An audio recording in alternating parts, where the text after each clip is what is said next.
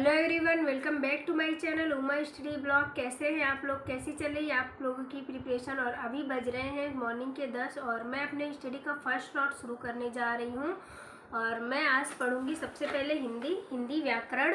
और क्योंकि हिंदी से 30 नंबर के क्वेश्चन आते हैं, आप लोगों को तो मालूम होगा। और व्याकरण से जो क्वेश्चन पूछे जाते हैं उसके अलावा इसमें गद्यांश और पद्यांश से भी क्वेश्चन आते हैं, तो मैं इसको भी सॉल्व करूँगी। इसमें दिया हुआ है गद्यांश और पद्यांश वगैरह, तो मैं आपको बता देती हूँ। ये देखें,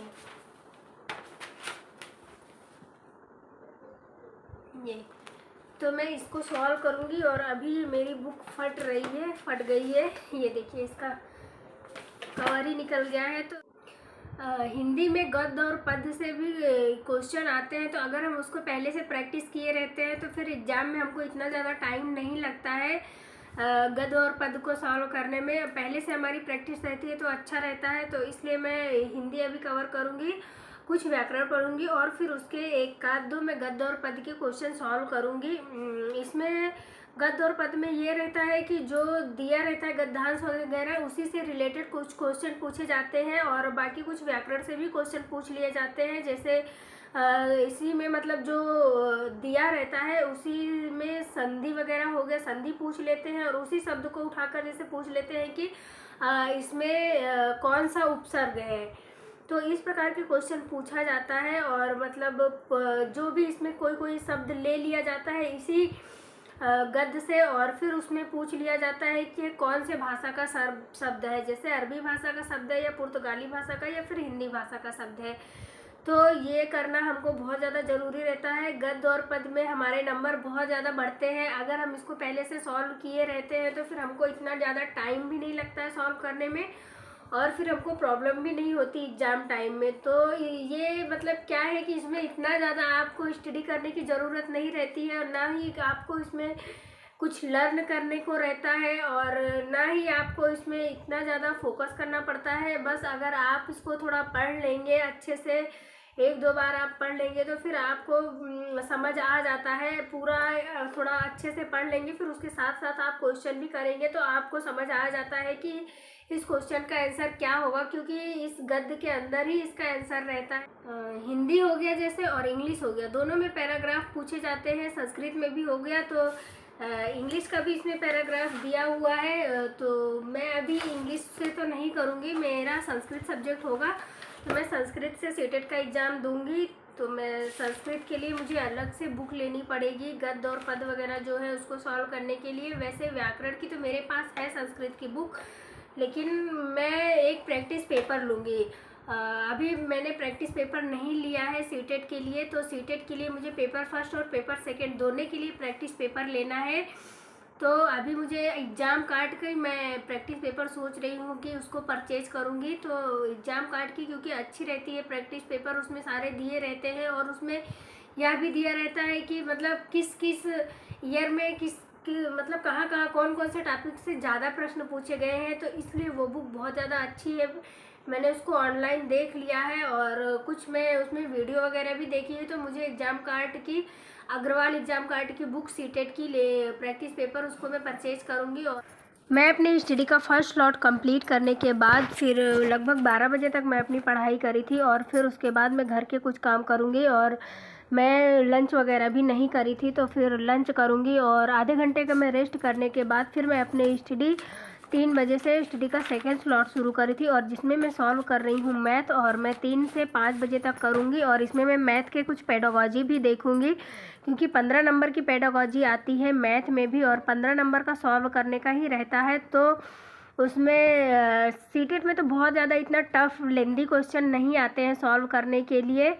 अगर हम प्रीवियस ईयर क्वेश्चन सॉल्व करे रहते हैं, जो प्रीवियस ईयर पेपर आए रहते हैं, कुछ ना कुछ तो रिपीटेड ही रहता है, बस उसके जो नंबर वगैरह है वो अलग रहते हैं, बाकी तो थोड़े बहुत रिपीटेड क्वेश्चन ही रहते हैं। तो मैथ में इतना ज़्यादा सीटेट में प्रॉब्लम नहीं होती है। अगर हम मैथ को थोड़ा बहुत हमको आती है तो फिर कवर कर लेते हैं हम मैथ में। और सबसे ज़्यादा इंपॉर्टेंट पेडागॉजी होती है, पेडागॉजी से बहुत ज़्यादा क्वेश्चन पूछे जाते हैं, चाहे वो मैथ में हो गया, CDP में हो गया और अदर सब्जेक्ट में भी, EVS वगैरह में हो गया। तो पेडागॉजी से क्वेश्चन पूछे जाते हैं, तो पेडागॉजी हमको कवर करना ज़्यादा ज़रूरी रहता है। तो आप लोग कमेंट में बताइएगा कि आप लोगों का सिलेबस कंप्लीट हो गया है कि अभी नहीं हुआ है, या फिर अभी आप लोग अपनी स्टडी शुरू नहीं किए हैं। क्योंकि नोटिफिकेशन नहीं आ रहा था तो बहुत लोग डिमोटिवेट भी हो रहे थे, वो अपनी स्टडी नहीं कर रहे थे। समझ में नहीं आ रहा था किसी को कि यूपी टेट की प्रिपरेशन करें या फिर सीटेट की हम तैयारी करें। बहुत लोगों को कन्फ्यूज़न हो रहा था। कल मेरे एक सब्सक्राइबर का कमेंट आया था कि आप सीटेट के लिए टारगेट दीजिएगा, तो हम उसको बहुत जल्दी शुरू करने वाले हैं। सीटेट के लिए टारगेट मैं पोस्ट में डाल दिया करूँगी कि आज हमको ये चैप्टर कंप्लीट करना है। जैसे मैथ हो गया, सीडीपी हो गया, ईवीएस हो गया, तो मैं डेली का कुछ ना कुछ डाल दिया करूँगी कि ये हमको कवर करना है। और वो सब सिलेबस के अकॉर्डिंग हम लोग कंप्लीट करेंगे।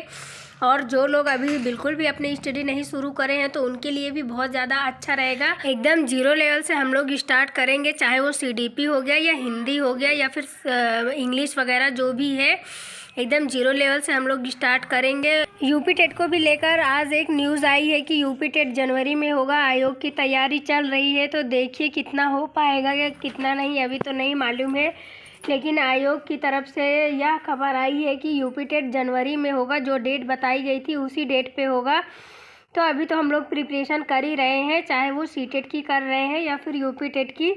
और आप लोग भी ऐसे ही करिएगा। चाहे आप मान लीजिएगा कि संस्कृत की बुक आप कवर कर रहे हैं, उसमें कुछ भी चीज़ पढ़ रहे हैं, संधि वगैरह जो भी आप पढ़ रहे हैं, तो ऐसा पढ़िए कि वो सीटेट के लिए और यूपी टेट के लिए दोनों के लिए कवर हो। क्योंकि ग्रामर जो आती है लगभग सेम ही रहती है। जो यूपी टेट में आता है वही सीटेट में भी आता है, बस थोड़ा पैराग्राफ का डिफरेंस रहता है कि सीटेट में पैराग्राफ दिया हुआ रहता है।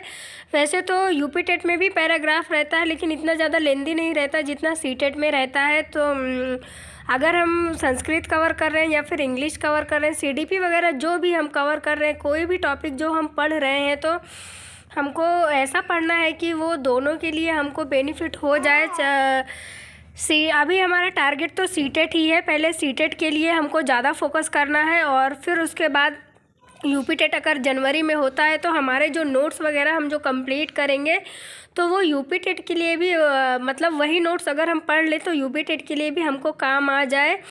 क्योंकि हमको अलग से नोट्स बनाने की ज़रूरत नहीं पड़ेगी। अगर जनवरी में होगा यूपी टेट तो फिर वही नोट्स हम उसको रिवाइज़ कर लेंगे, तो फिर हमारा इधर सीटेट भी क्लियर हो, यूपी टेट के लिए भी अच्छा रहेगा। और आप लोग चैनल को पहली बार देख रहे हैं तो प्लीज़ चैनल को लाइक शेयर एंड सब्सक्राइब ज़रूर कर दीजिएगा। डेली मेरी स्टडी रूटीन और मोटिवेशनल वीडियो देखने के लिए।